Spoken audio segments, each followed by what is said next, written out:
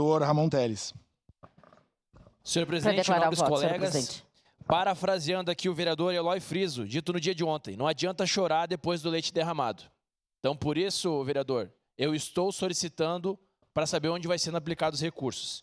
Outro ponto, uma oposição forte torna um governo forte. A minha solicitação aqui, de modo algum, vai contra o produtor rural, contra... Eu vou votar favorável porque eu quero a festa, sou a favor da cultura. Eu quero o quê? Transparência.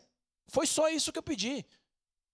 O vereador Wagner Petrini falou que o dinheiro vai ser aplicado nisso, naquilo outro. Por que não coloca no papel?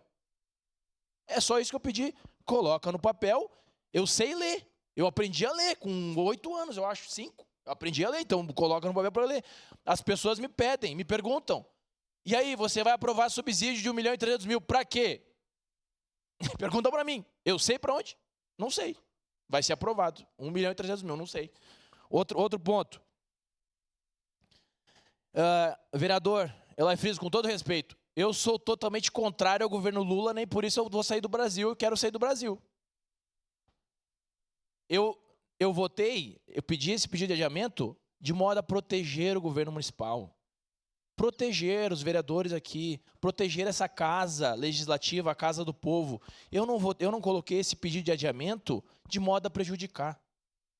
Eu quero auxiliar, olhando com outros olhos, que talvez seja um olhar que o executivo não teve, que é para a população estar ciente de onde vai ser aplicado esse recurso. Somente isso. Então, o discurso que eu faço aqui é: eu sou favorável, com certeza, à festa. Eu sou de origem italiana, embora não pareça, eu sou, minha família também é, mas eu sou a favor da transparência. Para isso que eu fui eleito, fiscalizar, transparência, mostrar onde está sendo aplicado o recurso, onde não está sendo aplicado, como... É para isso que serve o legislativo aqui. Se eu não puder executar a minha função conforme a Constituição Federal, para concluir, presidente, conforme, de acordo com a Constituição Federal, se eu não puder fiscalizar, então eu vou sair do meu mandato, eu entrego para o suplente e eu não devo estar aqui nessa casa. Muito obrigado. Obrigado, vereador Ramon. Com a palavra, vereador